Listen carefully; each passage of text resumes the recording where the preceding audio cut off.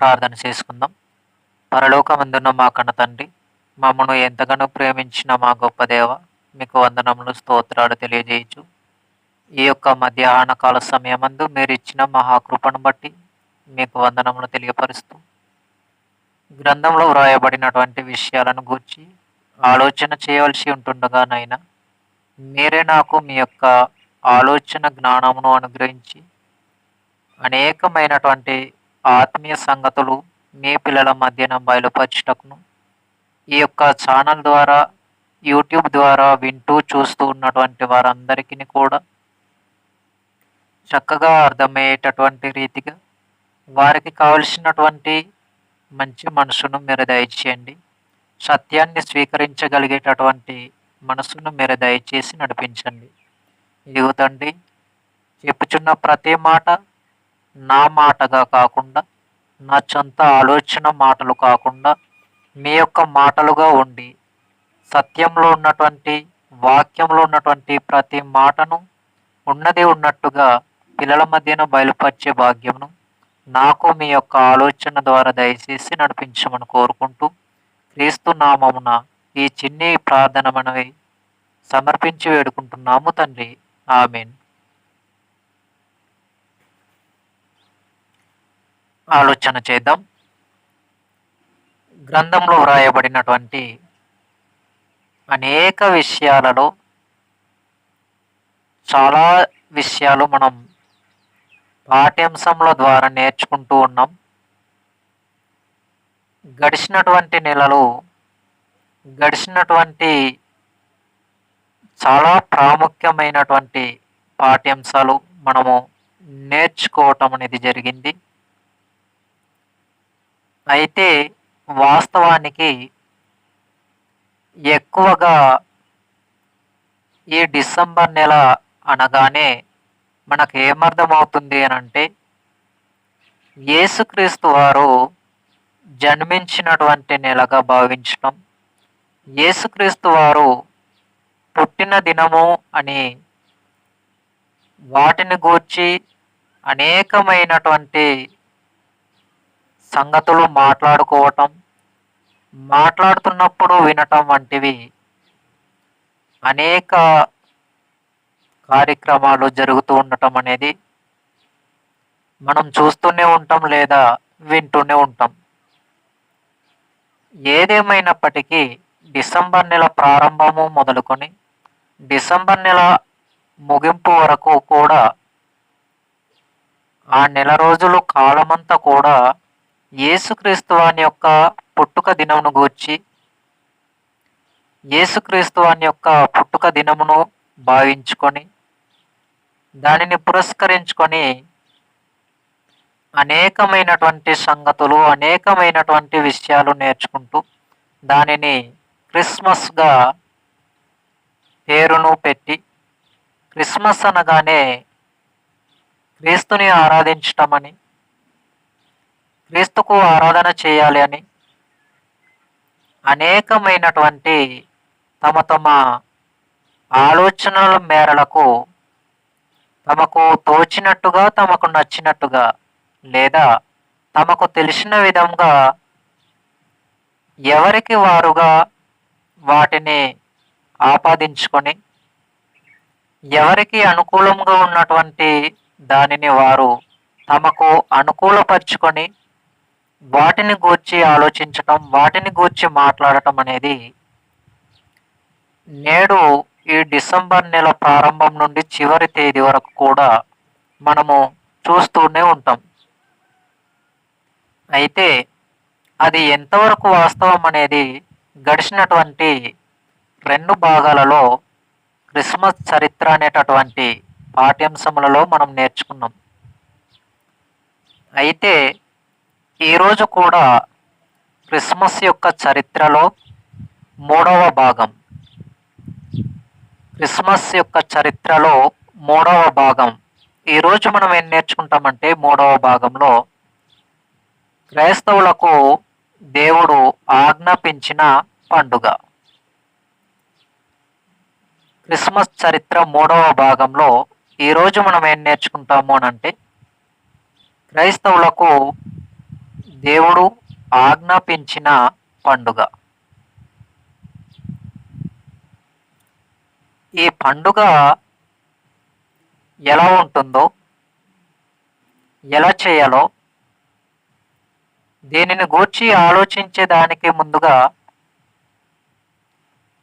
పుట్టుకను గూర్చి కొన్ని విషయాలు ఆలోచన చేయగలుగుతూ వాక్య సందేశంను మనము కొనసాగించుకుందాం. ప్రారంభంలో నేను క్రిస్మస్ చరిత్ర మొదటి భాగంలోను, క్రిస్మస్ చరిత్ర రెండవ భాగంలో కొన్ని విషయాలు తెలియజేయటం అనేది జరిగింది. అలాగే ఈ మూడవ భాగంలో మరికొన్ని విషయాలను తెలియజేయచ్చు ఈ సందేశాన్ని ముందుకు కొనసాగించాలి అన్నది నా ఆలోచన. కాబట్టి ఈరోజు మనము ఆలోచిస్తున్నటువంటి ఈ మూడవ భాగము, క్రిస్మస్ యొక్క చరిత్రలో మూడవ భాగంలో మనం నేర్చుకుంటున్నది క్రైస్తవులకు దేవుడు ఇచ్చిన పండుగ, లేదా క్రైస్తవులకు దేవుడు ఆజ్ఞాపించిన పండుగ. దీని గురించి మనము వాక్య సందేశంలోనికి వెళ్ళే ముందు పుట్టినరోజు కార్యక్రమం అనేది ఎలా ప్రారంభించబడిందో కొన్ని విషయాలు ఆలోచన చేసిన తర్వాత వాటిని ప్రారంభంలో ఎవరు చేశారో చూసుకుంటూ ఈ పండుగలు ఏ పండుగలు లేదా క్రైస్తవుడు చేయవలసిన పండుగ ఏదో మనం ఆలోచన చేద్దాం. వాస్తవానికి ఈ పుట్టినరోజు వేడుకలు అనేవి యేసుక్రీస్తు ప్రభువుల వారు మరణించి తిరిగి లేచిన తరువాత అనేక విధాలుగా జరుపుకున్నారు. యేసుక్రీస్తు వారు పుట్టిన దినంగా మనం రెండవ భాగం మొదటి భాగంలో నేర్చుకున్నాం గడిచినటువంటి వారంలో. అయితే దీనిని క్రీస్తు పూర్వం 3000 సంవత్సరాల తర్వాత లేదా క్రీస్తు పూర్వం 3000 సంవత్సరాలలో ఎవరు చేశారు, ఎక్కడ చేశారు అని అంటే ఐగుప్త్యులు చేశారు. ఎజిప్షియన్స్ వాళ్ళు చేశారు, ఐగుప్త్యులు చేశారు. వారు చేసేవారే, కానీ ఎలా చేసేవారు అని అంటే కేక్ కటింగ్స్ కానీ లేదా ఒకరికి ఒకరు హ్యాపీ బర్త్డే అని చెప్పుకుంటూ కేక్ తినిపించటం కానీ ఇలాంటివి వారు చేసేవారు కాదు. వారి ఆచారంలో ఇది లేదు. వారి ఆచారంలో ఈ విధానం అనేది, ఈ శైలి అనేది, ఈ సంప్రదాయం అనేది లేదు. ఈ విధంగా ఆనాడు వారు పుట్టినరోజును చేశారు.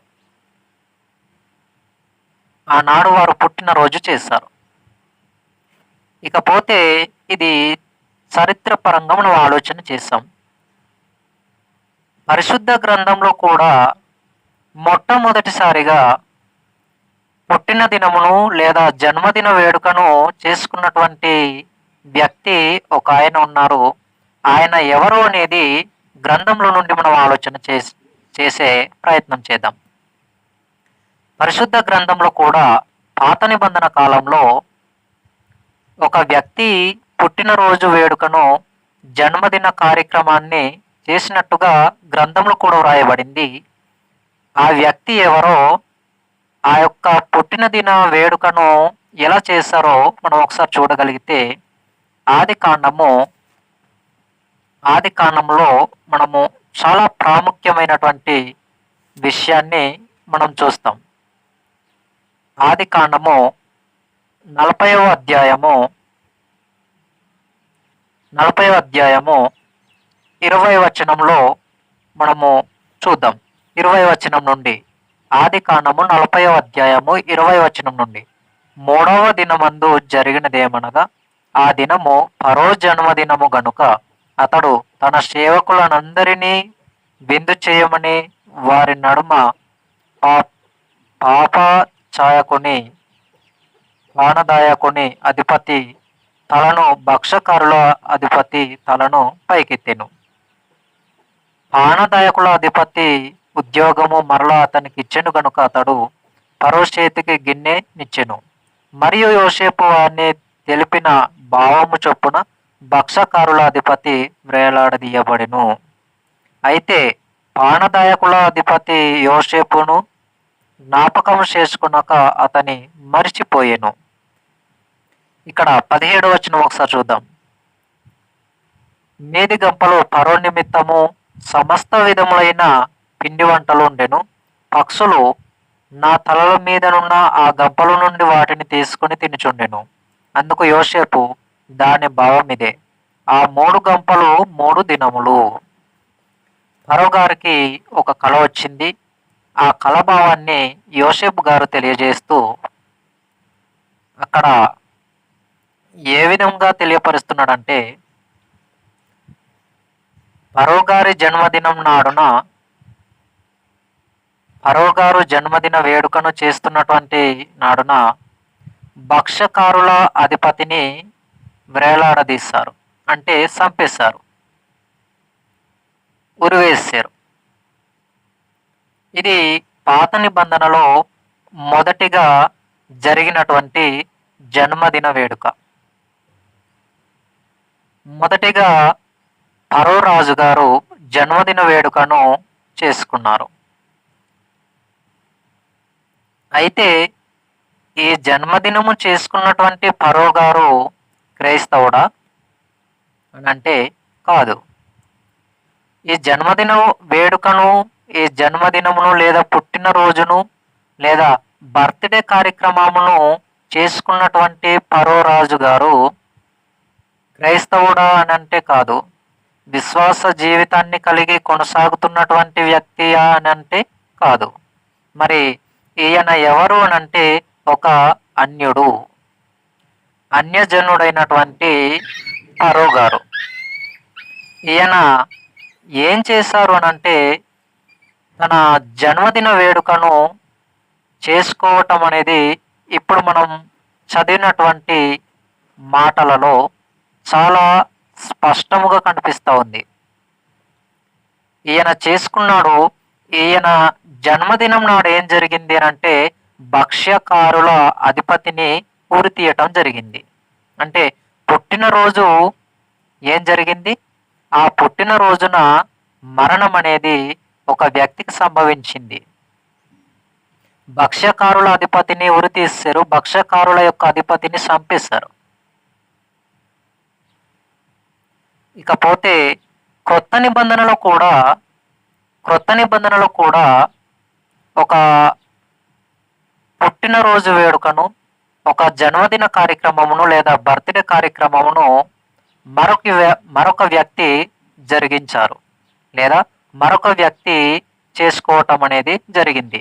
ఆ వ్యక్తి ఎవరు కూడా మనం చూద్దాం. క్రొత్త నిబంధనలో మత్తయి సువార్త 14వ అధ్యాయము, మత్తయి సువార్త 14వ అధ్యాయము 6 నుండి 10 వచనాలు మనము చాలా జాగ్రత్తగా ఆలోచన చేయగలిగితే, మత్తయి సువార్త 14వ అధ్యాయము 6వ వచనం నుండి, అయితే హేరోదు జన్మదినోత్సవము వచ్చినప్పుడు హేరోదియ కుమార్తె వారి మధ్య నాట్యమాడి హేరోదును సంతోషపరిచెను గనుక ఆమె ఏమి అడిగినను ఇచ్చేదనని అతడు ప్రమాణపూర్వకంగా వాగ్దానము చేసెను. అప్పుడు ఆమె తన తల్లి చేత ప్రేరేపింపబడినదై బాప్తిస్మమిచ్చు యోహాను తలను ఇక్కడ పల్లెములో పెట్టి నాకు ఇప్పించుమని అడిగెను. రాజు దుఃఖపడినను తాను చేసిన ప్రమాణము నిమిత్తమును తనతో కూడా భోజనమునకు కూర్చున్న వారి నిమిత్తమును ఈయన ఆజ్ఞాపించి బంట్రౌతును పంపి చెరసాలలో యోహాను తలగొట్టించెను. ఇక్కడ ఎవరి జన్మదినం కనిపిస్తా ఉంది? హేరోదు జన్మదినము. హేరోదు జన్మదినం నాడు హేరోదియ కుమార్తె, హేరోదు గారి కుమార్తె హేరోదియ, ఆమె ఏం చేసింది అనంటే నాట్యమాడి అందరిని సంతోషపరిచినట్టుగా మనం చూస్తాం ఇప్పుడు చదివినటువంటి ఈ మాటలలో. ఆ రోజున ఆమె నాట్యమాడినప్పుడు ఆ రాజుగారు హేరోదు గారు తన తండ్రి తన కుమార్తె అయిన హేరోదియకు నీకేం కావాలో కోరుకోమన్నప్పుడు ఆ కుమార్తె తన తల్లి దగ్గరకు వెళ్ళి ఏ విధంగా ప్రేరేపించబడింది అనంటే, యోహాను గారి తల తెమ్మని చెప్పిన విధంగా ప్రేరేపించబడింది. అంటే వారి తల్లి గారు హెరోది యొక్క కుమార్తెకు, వాళ్ళ అమ్మగారు అంటే హేరోదియా అనేటటువంటి కుమార్తెకు వాళ్ళ అమ్మగారు యోహాను తల కొట్టించి పళ్ళెంలో పెట్టించి ఇవ్వాలి అనేటటువంటి మాటను తల్లిగారు జారీ చేయటంతో హెరోదియా తన తండ్రి దగ్గరకు వచ్చి ఆ విషయాన్ని చెప్పినప్పుడు ఆ రాజుగారు మనసులో బాధపడినప్పటికీ, మనసులో తనకు బాధ ఉన్నప్పటికీ, తల కొట్టించడం తనకు ఇష్టం లేకపోయినప్పటికీ కూడా, నేను ఇచ్చిన మాట ప్రకారం ఇందులో భోజనానికి కూర్చున్న వారి అందరి యొక్క మాట ప్రకారం, భోజనంకు వచ్చిన వారి ప్రకారం కూడా నేను ఇచ్చిన మాట తప్పకుండా ఉండాలి అని అంటే తప్పకుండా యోహాను గారి తల కొట్టించాలి. కాబట్టి బంట్రౌతును చెరసాలలో ఉన్నటువంటి యోహాను గారి దగ్గరికి పంపించి అతనిని తల నరికించి పళ్ళెంలో పెట్టి తీసుకొచ్చి ఇవ్వటం అనేది జరిగింది. అంటే ఈ యొక్క జన్మదిన వేడుకలు కూడా ఏం జరిగినట్టుగా మనం చూస్తున్నాము అనంటే మరణం. పాత నిబంధన కాలంలో మనం ప్రారంభంలో చదివిన మాటలలో ఫరో రాజు గారి యొక్క జన్మదినంన భక్ష్యకారుల అధిపతిని ఉరితీశారు. అక్కడ అన్యజనుడైనటువంటి వ్యక్తి, అక్కడ కూడా మరణం జరిగింది. అలాగే క్రొత్త నిబంధన కాలంలో ఎవరు అనంటే ఫరో గారు పుట్టిన రోజున ఏం జరిగింది? ఇక్కడ కూడా మరణమే జరిగింది. ఎవరిని చంపేశారు ఇక్కడ అనంటే ఒక ఉపవాసంలో కొనసాగినటువంటి విశ్వాస జాబితాలో ఉన్నటువంటి యోహాను గారిని. ఈయన చెరసాలలో ఉన్నప్పుడు చెరసాల దగ్గరకు వెళ్ళి అతని యొక్క తలను నరికి తీసుకువచ్చారు. అంటే ఇక్కడ విశ్వాసంలో ఉన్నటువంటి క్రైస్తవునిగా ఉంటున్నటువంటి యోహాను గారి తల తీశారు. ఈ రెండు సందర్భాలు మనం ఆలోచన చేసినప్పుడు ఈ ఇద్దరు పుట్టినరోజు వేడుకను జరుపుకున్నారు, జన్మదిన కార్యక్రమాన్ని చేసుకున్నారు. కానీ వీరిద్దరూ కూడా అన్యజనులైనటువంటి వారే తమ యొక్క పుట్టినరోజు వేడుకలను చేసుకున్నారు లేదా జరుపుకున్నారు. కానీ క్రైస్తవుడు అని పిలువబడినటువంటి వాడు లేదా అపోస్తులు కానీ యేసుక్రీస్తు వారు కానీ ఎక్కడ కూడా జన్మదిన పుట్టుకను చేసుకున్న సందర్భాలు గ్రంథంలో లేవు. ఇకపోతే గ్రంథంలో అపోస్తలులు మేము చేయలేదు కాబట్టి మీరు చేయండి అని నేడున్న మనకు ఆజ్ఞాపించినట్టుగా ఎక్కడ లేదు. అలాగే యేసుక్రీస్తు వారు కూడా నా పుట్టుక రోజు వేడుకను నేను చేసుకోలేదు కానీ మీరు చేయండి అని అపోస్తలులకు చెప్పినట్టుగా లేదా నేడున్నటువంటి మనకు గాని ఆజ్ఞాపించినట్టుగా ఆధారాలు లేవు. తండ్రి అయిన దేవుడు కూడా కుమారుడైన క్రీస్తు అని యొక్క పుట్టుకను మీరు చేసుకోవచ్చు అని చెప్పినటువంటి దాఖలాలు ఆధారాలు లేవు. మరి ఇవన్నీ కూడా ఎందుకు చేస్తున్నారు అనంటే ఒక వచనాన్ని ఆధారం చేసుకుంటారండి. ఒక వచనాన్ని ఆధారం చేసుకొని దానిని బట్టి అనేకమైనటువంటి కార్యక్రమాలు అనేవి చేయటం అనేది జరుగుతూ ఉంది. అనేకమైనటువంటి కార్యక్రమాలు జరుగుతున్నాయి. ఫర్ ఎగ్జాంపుల్ ఒక మాటను మీకు చూపిస్తాను. ఆ మాటను బట్టి ఈ యొక్క క్రిస్మస్ కార్యక్రమాన్ని చేసేవాళ్ళు చాలా మంది లేకపోలేదు. తులసి పత్రికలో మనం ఒక మాటను చూడగలిగితే గనుక చాలా ప్రాముఖ్యమైనటువంటి విషయాన్ని మనం చూడగలం. తులసి పత్రిక 3వ అధ్యాయము 17వ వచనం. కొలస్సీ పత్రిక 3వ అధ్యాయము 17వ వచనం. ఇక్కడ ఒక మాట మనం చూద్దాం. మరియు మాట చేత గాని క్రియ చేత గాని మీరేమి చేసినను ప్రభువైన యేసు ద్వారా తండ్రి అయిన దేవునికి కృతజ్ఞతాస్తుతులు చెల్లించుచు సమస్తమును ఆయన పేరట చేయుడి. ఎవరి పేరట? యేసుక్రీస్తు వాని పేరట. యేసుక్రీస్తు వాని పేరట చేయుడి అనేసి అన్నాడు. కాబట్టి మనం చేసేది ఏదైనా కూడా అది యేసుక్రీస్తు వాని పేరట చేస్తే అది మనము తండ్రికి ఇష్టమైనటువంటిదిగా చేసిన కార్యక్రమమే అవుతుంది అన్నది కొంతమంది ఆలోచన. ఈ ఆలోచన మేరకు చాలామంది ఏం చేస్తున్నారు అనంటే ఈ వాక్యాన్ని ఆధారం చేసుకొని ఈ వాక్యాన్ని అడ్డు పెట్టుకొని చేయరాని కార్యక్రమములను దేవుడు ఆజ్ఞాపించని పద్ధతులను చేయటం అనేది జరుగుతుంది. వాస్తవానికి యేసుక్రీస్తు వాని పేరట అనంటే అర్థమేంటో తెలుసా? గ్రీకులో కనుక మనం ఆలోచన చేయగలిగితే పేరిట అనేటటువంటి దానిని లేదా నామము అనేటటువంటి దానిని ఓనోమా అనేసి అన్నాడు గ్రీకులో. ఓనోమా ఓనోమా అనేసి గ్రీకు పదము.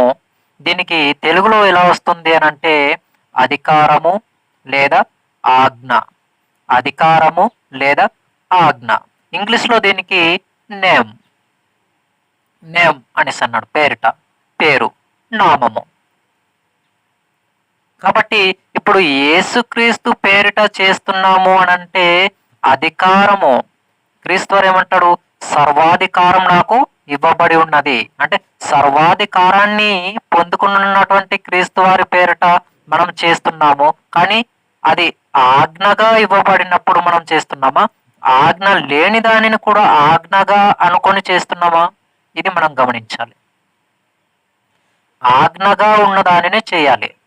ఇప్పుడు యేసుక్రీస్తు పేరిట అనంటే చాలా ఉన్నాయి. ఫర్ ఎగ్జాంపుల్ పాత నిబంధనలో పేరిట అనే దానిని మనం ఆలోచన చేసి సందేశాన్ని కొనసాగించుకుందాం. ఫర్ ఎగ్జాంపుల్ ఎస్తేరు గ్రంథంలో మనము ఒక మాటను చూద్దాం. ఎస్తేరు గ్రంథంలో మనకు ప్రాముఖ్యమైనటువంటి మాట ఒకటి కనిపిస్తుంది. ఎస్తేరు గ్రంథము 8వ అధ్యాయము 10వ వచనం. ఎస్తేరు గ్రంథము 8వ అధ్యాయము 10వ వచనం. రాజైన అహస్వేరోసు పేరిట తాకేదులు మొర్దెకై వ్రాయించి రాజు ఉంగరమును ముద్రించి గుర్రముల మీద అనగా రాజు నగరు పనికి పంపబడిన విభత్సల మీద ఇంచెగాండ్రను ఎక్కించి ఆ తాకీదులను వారి చేతి పంపెను. ఇక్కడ మనం ఆలోచన చేయగలిగితే రాజైన అహస్వేరోసు పేరిట. తాకీదులు ఎవరి పేరిట పంపబడ్డాయి అంటే రాజైనటువంటి అహస్వేరోసు పేరిట పంపబడ్డాయి. ఆ నామం చేత పంపబడ్డాయి. బాగా గమనించాలి. ఈ పేరిట అనే దగ్గర కూడా మనం ఆలోచన చేయగలిగితే పేరిట అనేది అధికారానికి సూచన, ఆజ్ఞకు సూచన. కాబట్టి అధికారం అహస్వేరోసు యొక్క అధికార నామమును పంపబడ్డాయి. మరొక ఎగ్జాంపుల్ లేవ్యకాండము లేవ్యకాండంలో మనం ఒక మాట చూడగలిగితే 17వ అధ్యాయము లేవ్యకాండము 17వ అధ్యాయము లేవ్యకాండము 17వ అధ్యాయము 7వ వచనంలో మనం ఒక మాట చూద్దాం. లేవ్యకాండము 17వ అధ్యాయము 7వ వచనం. ఇక్కడ మనకు ఏం కనబడుతుంది అని అంటే వారు వ్యభిసారులై అనుసరించుచూ వచ్చిన దయ్యముల పేరట వధించినట్లు ఇక మీదట తమ బలి పశువులను వధింపరాదు. ఇక్కడ దెయ్యముల పేరిట అనే కనిపిస్తుంది. ఇక్కడ దెయ్యముల పేరిట అనగా దెయ్యముల అధికారము వలన దెయ్యముల అధికార సంబంధమైనటువంటిది అని మనకు అర్థమవుతుంది. అక్కడ అహస్వేరోసు యొక్క పేరిట తాకిదులు ఇవ్వబడ్డాయి. ఇక్కడ దెయ్యముల పేరట అంటే దెయ్యాల అధికారం వలన జరుగుతుంది. అంటే పేరిట అనేది ఎక్కడ పడితే అక్కడ, ఎలా పడితే అలా ఎవరికి నచ్చినట్టుగా వారు ఆపాదించడానికి లేదు, అప్లై చేయటానికి లేదు. కాబట్టి బాగా గమనించగలిగితే ఇక్కడ పేరిట అనేటటువంటి వాటిని మనం చూసాం. పాత నిబంధనలో మనము 2 సందర్భాలు చూసాం. చాలా విషయాలున్నాయి, చాలా సంగతులున్నాయి. ఇక క్రొత్త నిబంధనలోనికి వెళ్ళి మనం ఆలోచన చేయగలిగితే యేసుక్రీస్తు వారి పేరిట అనేటటువంటి దాన్ని మొదటిగా మనము యోహాను సువార్త ఒక మాట చూద్దాం. యోహాను సువార్త 16వ అధ్యాయము 23వ వచనంలో మనం ఒక మాట చూద్దాం. యోహాను సువార్త 16వ అధ్యాయము 23వ వచనంలో, ఆ దినమున మీరు దేని గూర్చి నన్ను అడుగరు, మీరు తండ్రిని నా పేరిట ఏమి అడిగినను ఆయన మీకు అనుగ్రహించునని మీతో నిశ్చయముగా చెప్పుచున్నాను. నా పేరిట అనేసి అన్నాడు. ఇక్కడ కూడా యేసుక్రీస్తు వారు నా పేరిట మీరు తండ్రిని ఏది అడిగినను అది మీకు తండ్రి ఇస్తాడు అనేసి యేసుక్రీస్తు వారు అంటున్నాను. పేరిట అంటే యేసుక్రీస్తు యొక్క అధికారము వలన, యేసుక్రీస్తు యొక్క ఆజ్ఞ వలన మనం ఏం చేయాలి? తండ్రికి అడగాలి. ప్రార్థన కూడా ఎలా చేయాలి అని అంటే యేసుక్రీస్తు వాని పేరిట చేయాలి. యేసుక్రీస్తు యొక్క అధికారమును మనము ఆపాదించుకొని తండ్రిని అడగాలి. ఇది గ్రీకులో ఉన్నటువంటి ఓనోమా అనేటటువంటి దానికి అర్థము. ఓనోమా అని అనగానే అధికారము, ఆజ్ఞ. ఇంగ్లీష్లో నేమ్ పేరిట, నామము. కాబట్టి మనం ఆలోచన చేయగలుగుతుంటే మరొక సందర్భాన్ని చూద్దాం. అపొస్తలుల కార్యములో మనకు కొన్ని సందర్భాలు అర్థం కావాలి. అపొస్తలుల కార్యంలో 2వ అధ్యాయము 38వ వచనం. అపొస్తలుల కార్యంలో 2వ అధ్యాయము 38వ వచనం పేరిట అనే దానికి మనం చూస్తున్నాం. అపొస్తలుల కార్యములో 2వ అధ్యాయము 38వ వచనం, పేతురు, మీరు మారు మనసు పొంది పాప క్షమాపణ నిమిత్తము ప్రతివాడు యేసుక్రీస్తు నామమున బాప్తిస్మము పొందుడి, అప్పుడు మీరు పరిశుద్ధాత్మను వరము పొందుదురు. యేసుక్రీస్తు నామమున, ఇక్కడ కూడా నామము. ఈ నామము అనే దగ్గర కూడా ఎలా ప్రయోగించబడింది అని అంటే ఓనోమా. పేరిట అన్న దగ్గర, నామము అనేటటువంటి దగ్గర కూడా ఓనోమా అనేటటువంటి గ్రీకు పదం అనేది ప్రయోగించబడింది. ఈ యొక్క ఓనోమా అనేటటువంటి గ్రీకు పదానికి తెలుగులో మనం ఆలోచన చేయగలిగితే అది అధికారము లేదా ఆజ్ఞ. ఇక్కడ యేసుక్రీస్తు వాని యొక్క నామంలో బాప్తిస్మం అనగా యేసుక్రీస్తు యొక్క అధికారంలో బాప్తిస్మం, యేసుక్రీస్తు యొక్క ఆజ్ఞలో బాప్తిస్మం. ఇలా తీసుకున్నటువంటి వారు రక్షణలో ఉన్నటువంటి వారు. ఇది మనం గమనించవలసినటువంటి చాలా చాలా ప్రాముఖ్యమైనటువంటి విషయం. కాబట్టి మనం ఆలోచన చేయగలిగితే అదే అపొస్తలుల కార్యంలో 4వ అధ్యాయం 10వ వచనం. అపొస్తలుల కార్యంలో 4వ అధ్యాయం 10వ వచనం చూడండి. అపొస్తలుల కార్యములు 4వ అధ్యాయము 10వ వచనం, మీరందరూ ఇశ్రాయేలు ప్రజలందరూ తెలుసుకొనవలసినదేమనగా, మీరు సిలువ వేసినట్టుయు మృతులలో నుండి దేవుడు లేపినట్టుయు నజరేయుడైన యేసుక్రీస్తు నామమున వీడు స్వస్థత పొంది మీ ఎదుట నిలుచుచున్నాడు. నజరేయుడైన యేసుక్రీస్తు నామమున, యేసుక్రీస్తు అధికారము వలన, యేసుక్రీస్తు ఆజ్ఞ వలన. ఇది మనం గమనించాలి. అంటే యేసుక్రీస్తు నామము అనేది ఎన్ని విధాలుగా ఉపయోగించబడిందో చూడండి. యేసుక్రీస్తు నామముననే స్వస్థతలు, యేసుక్రీస్తు నామముననే అద్భుతాలు, యేసుక్రీస్తు నామముననే దెయ్యాలను వెళ్ళగొట్టడం, ఇవన్నీ కూడా చాలా జరిగాయి. అంటే యేసుక్రీస్తు అధికారం వలన, యేసుక్రీస్తు ఇచ్చినటువంటి అధికారం వలన ఆనాడు అపోస్తలులు కూడా దెయ్యాలను వెళ్ళగొట్టారు, స్వస్థపరిచారు, రోగుల నెలను కూడా స్వస్థపరిచారు. చనిపోయినటువంటి వారిని కూడా లేపటం అనేది జరిగింది. ఇవన్నీ మనం చూస్తున్నాం. కానీ వీటిలో ఒక భాగం అనేది లేదు. ఏది? క్రిస్మస్ అనేటువంటి పండగ. ఈ క్రిస్మస్ అనేటటువంటి పండగ ఈ అధికారములలో, ఆజ్ఞలలో లేదు. యేసుక్రీస్తు వారు ఆజ్ఞాపించలేదు, తండ్రి అయిన దేవుడు ఆజ్ఞాపించలేదు, అలాగే అపోస్తులు ఎవరు కూడా ఆజ్ఞాపించలేదు. ఆనాడు ఎవరు కూడా వీటిని ఆచరించలేదు. యేసుక్రీస్తు పుట్టిన దినమును ఎవరు కూడా చేయలేదు. కాబట్టి ఇది యేసుక్రీస్తు యొక్క పుట్టుకను గూర్చి మనము ఆలోచన చేస్తున్నప్పుడు ఏది వాస్తవం అనేది చాలా బాగా గమనించవలసినటువంటి అవసరత అనేది ఉంది. దేనిని పడితే దానిని ఎక్కడ పడితే అక్కడ, ఎలా పడితే అలా ప్రయోగించడానికి లేదు, ఆధారం చేసుకోవటానికి లేదు. కాబట్టి మనము గమనించగలిగితే ప్రాముఖ్యమైనటువంటి విషయాలు ఎన్నో మనం చూస్తున్నాం, ఎన్నో మన కళ్ళ ముందున్నాయి. గ్రంథంలో అనేకమైనటువంటి విషయాలు చెప్పబడ్డాయి. కాబట్టి గమనించుదాం. ఈ యొక్క క్రిస్మస్ అనేటటువంటిది గ్రంథంలో లేదు. ఈ క్రిస్మస్ అనేది కాదండి, క్రైస్తవులు అనేకమైనటువంటి పండుగలు చేయాలన్న ఆలోచన.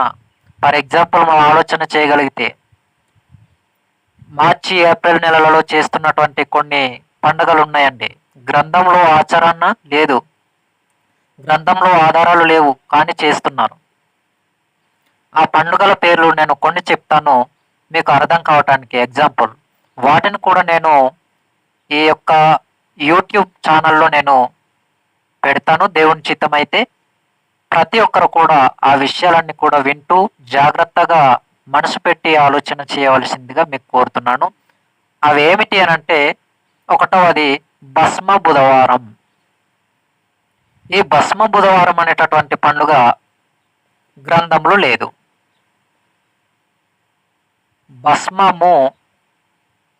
భస్మ బుధవారము అనేది గ్రంథంలో లేదు, కానీ ఇది చేస్తున్నారు. లెంట్ డేస్ లేదా 40 రోజుల ఉపవాస ప్రార్థనలు అని చెప్పేసి చేస్తున్నారు. 40 రోజులు మాత్రమే ఉపవాస ప్రార్థన చేయాలి అనటానికి ఆధారాలు గ్రంథంలో లేవు. మరొకటి ఈస్టర్ అనేటటువంటి విధంగా గ్రంథంలో లేదు. అలాగే గుడ్ ఫ్రైడే లేదా శుభ శుక్రవారము, మంచి శుక్రవారము, ఇది కూడా గ్రంథంలో లేదు. 66 పుస్తకాలలో ఎక్కడ వెతికినా దీనికోసం ఒక్క ఆధారం కూడా లేదు. ఒకే ఒక్క ఆధారం కూడా మనకు కనిపించదు. ఎందుకు అనంటే దానికి దేవుడు ఆజ్ఞగా ఇవ్వలేదు, చేయమని చెప్పలేదు, చేసినటువంటి దాఖలాలు కానీ ఆధారాలు కానీ లేవు. ఇకపోతే మట్టల ఆదివారం అనేది కూడా గ్రంథంలో లేదు. గ్రంథంలో లేని అనేకమైనటువంటి పండుగలలో క్రిస్మస్ అనేటటువంటిది కూడా ఒకటి. కాబట్టి గ్రంథంలో ఆధారాలు లేని వాటిని మనము గ్రంథంలో ఉన్నట్టుగా ఆపాదించి చేయటం అనేది చాలా తప్పు, చాలా పొరపాటు. నరకానికి ఆత్మలు ప్రవేశించేటటువంటి అవకాశాలన్నీ ఉన్నాయి. కాబట్టి గమనించగలిగితే ఇప్పుడు మరి క్రైస్తవులకు పండుగ అనేది ఉంది. అది ఏ పండుగ? ఇప్పుడు పాఠ్యాంశంలో చెప్పబడిన అంశంలో ఉన్నటువంటి సమయానికి మనం ప్రవేశించాం. ఇది వరకు క్రిస్మస్లో ఉండేటటువంటి కొన్ని విషయాలు మనం ఆలోచన చేయటం అనేది జరిగింది. ఇప్పుడు పాఠ్యాంశంలో క్రిస్మస్ యొక్క చరిత్ర 3వ భాగంలో క్రైస్తవులకు దేవుడు ఆజ్ఞాపించిన పండుగ, నేడున్నటువంటి క్రైస్తవులకు దేవుడు ఆజ్ఞాపించిన పండుగ లేదా ఆచారం. దీనిని ఆచరించాలి. ఆజ్ఞగా దేవుడు దీనిని పెట్టాడు. దానిని మనము ఆజ్ఞ అనుకుంటే తప్పకుండా దానిని పాటించాలి. మనము ఆజ్ఞ అని అనుకున్నా అనుకోకపోయినా దేవుడు దానిని ఆజ్ఞగానే ప్రవేశపెట్టాడు. కాబట్టి దానిని క్రైస్తవులైనటువంటి ప్రతి ఒక్కరు కూడా, అందరూ కూడా చేయాలి. ఇప్పుడు క్రైస్తవులకు దేవుడిచ్చినటువంటి ఆజ్ఞ ఏమిటి అంటే బల్ల ఆరాధన. ఏ ఆరాధన? బల్ల ఆరాధన. ప్రభురాత్రి భోజనం అని అంటారు కదా. బల్లారాధన. దీనిని ఆచరించాలి, ఆజ్ఞగా దీనిని పెట్టాడు.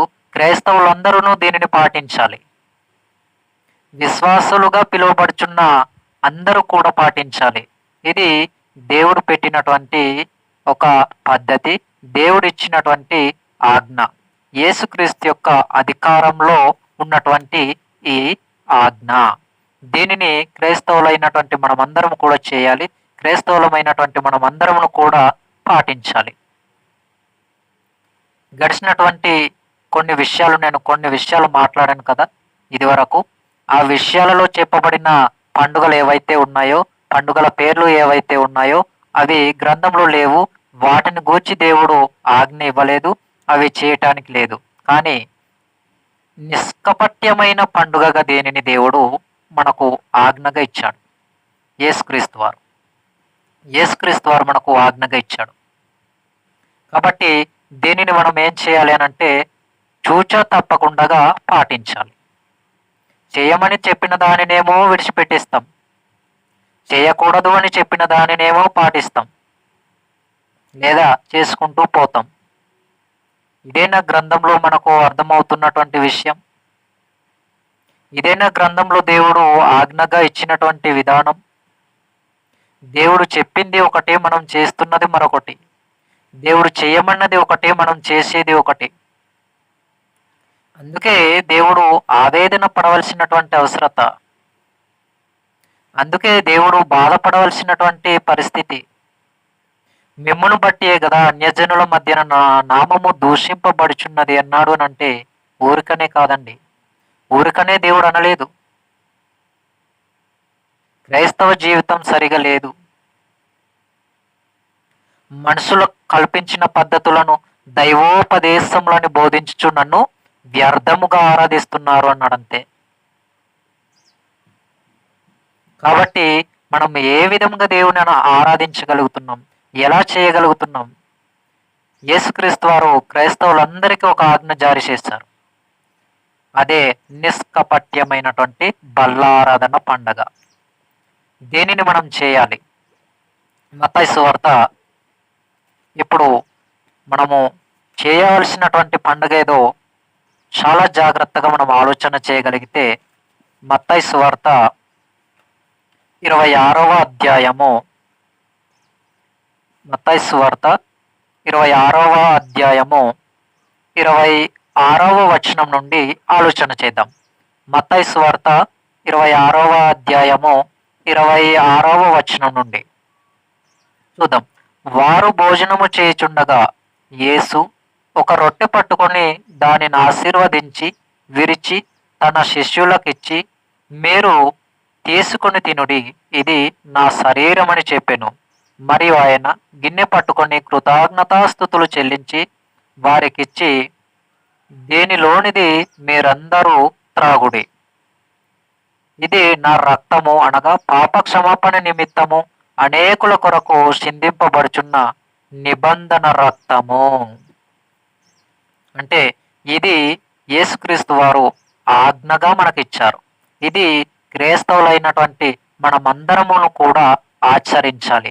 క్రైస్తవులైనటువంటి విశ్వాసులైనటువంటి మనమందరమును కూడా దీనిని పాటించాలి. చూచా తప్పకుండా దీనిని ఆచరించగలగాలి. మరొక మాట చూద్దాం. మరొక మాట, దేవుడు అనేకమైనటువంటి విషయాలలో ఇది చాలా ప్రాముఖ్యమైనటువంటిదిగా దేవుడు ఆజ్ఞగా ఇచ్చాడు. చూద్దాం. లూకాసు వార్త 22వ అధ్యాయము, లూకాసు వార్త 22వ అధ్యాయము 19-20 వచనాలు ఒకసారి మనం చూడగలిగితే, లూకాసు వార్త 22వ అధ్యాయము 19-20 వచనాలు. పిమ్మట ఆయన యొక్క రొట్టె పట్టుకొని కృతజ్ఞతాస్తుతులు చెల్లించి దాన్ని విరిచి వారికిచ్చి, ఇది మీ కొరకు ఇయ్యబడుచున్న నా శరీరము, నన్ను జ్ఞాపకము చేసుకున్నటకు దేనిని చేయుడని చెప్పెను. ఆ ప్రకారమే భోజనమైన తరువాత ఆయన గిన్నె పట్టుకొని, ఈ గిన్నె మీ కొరకు సిందింపబడుచున్న నా రక్తము వలనైన క్రొత్త నిబంధన. అంటే ఇక్కడ కూడా బల్లారాధన గురించే యేసుక్రీస్తు వారు చెప్తా ఉన్నాడు. కాబట్టి ఇదంతా మనం చూస్తున్నప్పుడు మనకేమర్థమవుతుంది? కొరింథీయులకు రాసినటువంటి మొదటి పత్రిక, కొరింథీయులకు రాసినటువంటి మొదటి పత్రిక 11వ అధ్యాయము, కొరింథీయులకు రాసినటువంటి మొదటి పత్రిక 11వ అధ్యాయము 23వ వచనం నుండి, కొరింథీయులకు రాసినటువంటి మొదటి పత్రిక 11వ అధ్యాయము 23వ వచనం నుండి, నేను మీకు అప్పగించిన దానిని ప్రభువు వలన పొందితిని. ప్రభువైన యేసు తాను అప్పగింపబడిన రాత్రి ఒక రొట్టెను పట్టుకొని కృతజ్ఞతాస్తుతులు చెల్లించి దానిని విరిచి, ఇది మీ కొరకైన నా శరీరము, నన్ను జ్ఞాపకం చేసుకొనుటకై దీనిని చేయుడని చెప్పెను. ఆ ప్రకారమే భోజనమైన పిమ్మట ఆయన పాత్రను ఎత్తుకొని, ఈ పాత్ర నా రక్తము వలనైన క్రొత్త నిబంధన, మీరు దీనిలోనిది త్రాగునప్పుడెల్లా నన్ను జ్ఞాపకం చేసుకొనుటకై దీనిని చేయుడని చెప్పెను. అంటే ఇక్కడ మనం చదివినటువంటి, మనం చూసినటువంటి ఈ మాటలన్నీ కూడా యేసుక్రీస్తు వారు మనకు ఆజ్ఞాపించినటువంటి మాటలు. దీనిని ఆజ్ఞాపించినటువంటి మాటగా మనము అనుకోవటం లేదు, లేదా గుర్తించటం లేదు.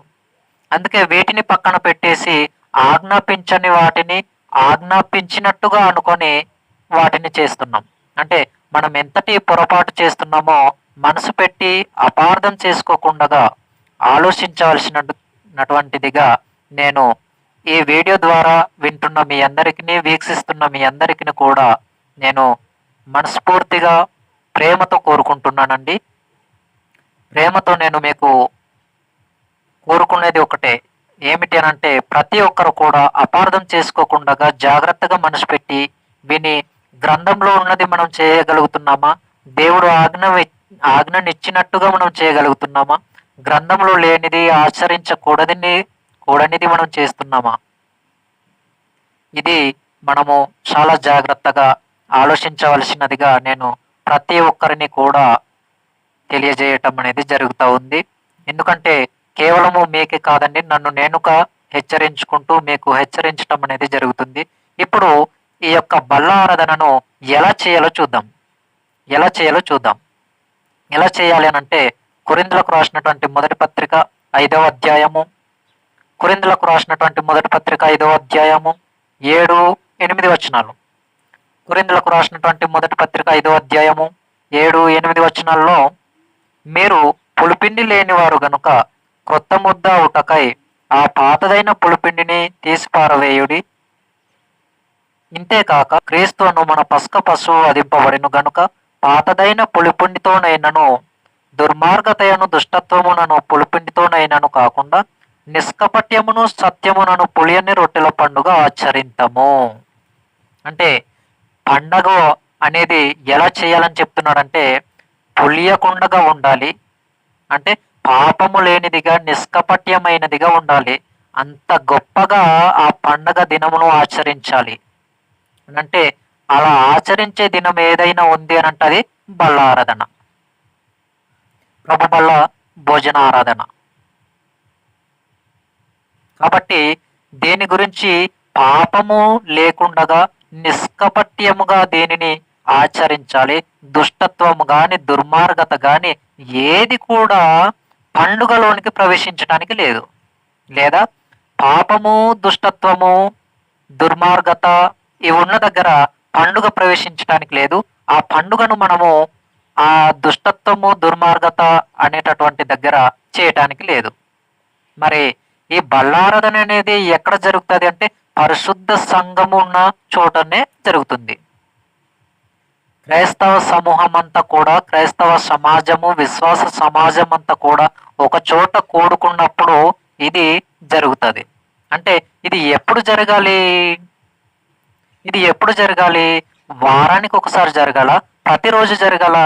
చాలా మంది దీన్ని కూడా ప్రశ్నగా మిగిల్చుకొని వారి మనసులో ఉంచుకున్న వాళ్ళు ఉన్నారు.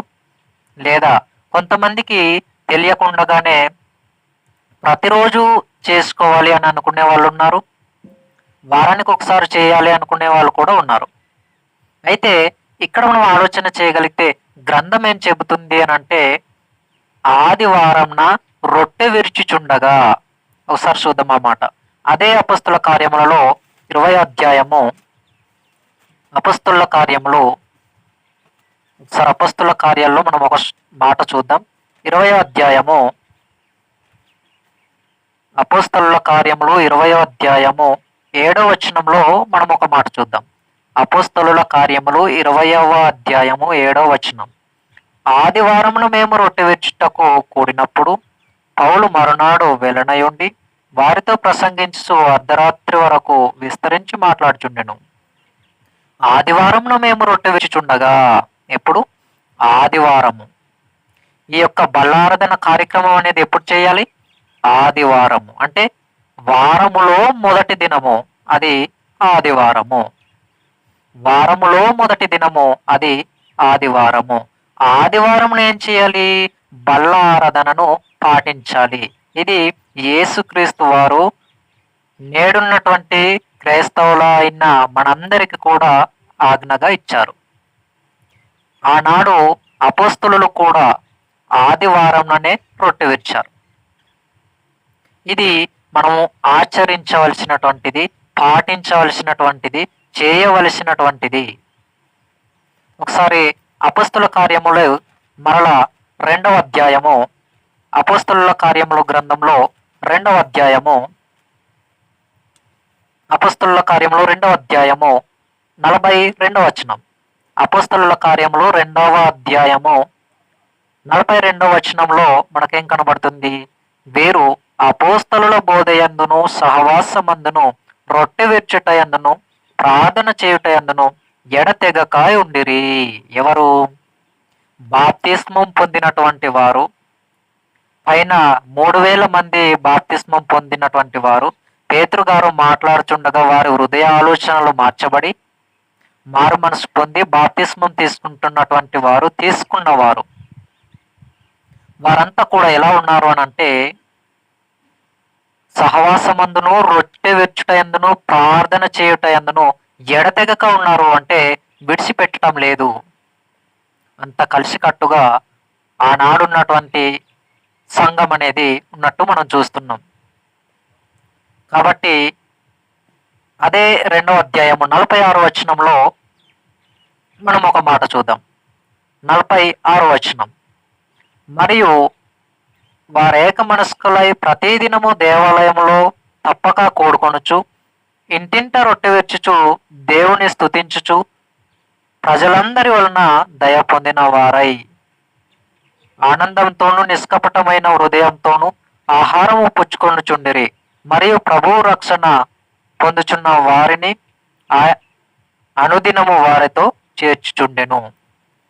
ఇక్కడ చెప్పబడింది బల్లారాధన కార్యక్రమంలో జరగవలసినటువంటి భోజనమును గూర్చి కాదు. ప్రతిదినము ఇంటింట రొట్టె విరచటం అనేది సామాన్యంగా ప్రతిరోజు మనం తీసుకుంటున్నటువంటి ఆహారానికి సంబంధించినటువంటి దానిని గూర్చి చెప్పబడిన సందర్భం 46వ వచనంలో. 42వ వచనంలో చెప్పబడిన సందర్భం బల్లారాధనలో ఆదివారమున చేయవలసినటువంటి సందర్భం. ఇది మనము చాలా ప్రాముఖ్యముగా గమనించవలసినటువంటిది. మరలా అపోస్తలుల కార్యములు 2వ అధ్యాయము 42వ వచనంలో చెప్పేది ఆదివారము దినమున వారములో మొదటి దినమున బల్లారాధన కార్యక్రమమును గూర్చి చెప్పబడిన సందర్భం. అదే అపోస్తలుల కార్యములు 46వ వచనం, 2వ అధ్యాయము 46వ వచనంలో ఇంటింట కూడుకొనుచు రొట్టె విరుచుచు అని ఉంది. ఆ మాట ఇంటింట ప్రతిరోజు రొట్టె విరచటం అనేది అది సామాన్యముగా దినదినము తీసుకోవాల్సినటువంటి దిన ఆహారము. ఇది మనము వ్యత్యాసాన్ని గమనించాలి. ఈ 46వ వచనమును పట్టుకొని చాలా మంది ప్రతిదినము రొట్టె విరుస్తున్నారు కాబట్టి బల్లారాధన ప్రతిరోజు చేశారు అని అపార్థం చేసుకున్నారు. కానీ అక్కడ ఆ విధంగా చెప్పబడలేదు. ఆదివారంలోనే బల్లారాధన అనేది చేసినట్టుగా గ్రంథంలో మనం ఆధారాలు చూసాం. కాబట్టి గమనించవలసిన విషయం ఏంటంటే, ఇక్కడ క్రైస్తవుల పండుగ ఏమిటి అని మనకు అర్థమైంది చివరిగానంటే బల్లారాధన. ఇది ఆదివారం అనగా వారములో మొదటి దినమున చేయవలసినటువంటి కార్యక్రమం. ఎలా చేయాలి అని అంటే నిష్కపట్యమైనటువంటి మనస్తత్వాన్ని కలిగి పాపము లేకుండగా, దుర్మార్గత లేకుండగా, దుష్టత్వము లేకుండగా చేయాలి. కాబట్టి ఇదంతా కూడా మనము చాలా జాగ్రత్తగా ఆలోచించి మనస్ఫూర్తిగా అంగీకరించగలిగేటటువంటి వారిగా ఉండాలి. సత్యాన్ని అన్వేషించే వారిగా, సత్యాన్ని అంగీకరించే వారిగా మన జీవితాన్ని మనము స్థిరపరచుకోవాలి. అందుకే యోహాను సువార్త 17వ అధ్యాయం 17వ వచనం మనకేం చెప్తుంది అనంటే, సత్యమందు వారిని ప్రతిష్ఠించుడి, నీ వాక్యమే సత్యము. సత్యమైనటువంటి వాక్యాన్ని మనము అనుసరించగలిగితే సత్యంలో మనం ఎదగగలుగుతాం, సత్యంలో మనం బ్రతకగలుగుతాం. కానీ సత్యాన్ని మనం అన్వేషించకుండగా, సత్యాన్ని మనం స్వీకరించకుండగా ఎన్ని రోజులైనా అసత్యంలోనే ఉంటూ పోతే సత్యం మనకు అర్థం కాదు. కాబట్టి పుట్టుక అనేది ఆనాడు పాత నిబంధన కాలంలో మొదటిగా ఎవరు చేశారు అని అంటే హేరోదు రాజు, ఆయన అన్యజనుడు. పాత నిబంధన కాలంలో పుట్టినరోజు వేడుకను ఎవరు చేశారు అని అంటే ప్రారంభంలో హేరోదు రాజు, ఈయన అన్యజనుడు. ఫరో రాజు గారు కూడా చేశారు, ఈయన కూడా అన్యజనుడు. అయితే మనం ఆలోచన చేయగలిగినప్పుడు చాలా ప్రాముఖ్యమైనటువంటి విషయాలను మనం గమనించవలసినటువంటి అవసరత ఉంది. పండుగలు అనేవి అనేకమైనటువంటివిగా ఉన్నాయి. ఇశ్రాయేలీయులు చేసినటువంటి పండుగలను గురించి మనం ఆలోచన చేయగలిగితే పస్కా పండుగను చేశారు, అలాగుననే పర్ణశాలల పండుగ లేదా గుడారాల పండుగ అని కూడా అంటారు, వాటిని చేశారు. అలాగుననే పెంతెకోస్తు అనేటటువంటి పండుగ మనం చూస్తాం.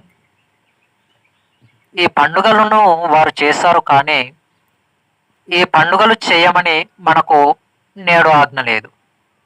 ఈ పండుగలు వారు చేశారు, ఎన్ని రోజులు చేశారో దేవుడు చెప్పాడు, ఎప్పుడు చేయాలో దేవుడు చెప్పాడు, ఏ నెలలో చేయాలో దేవుడు చెప్పాడు.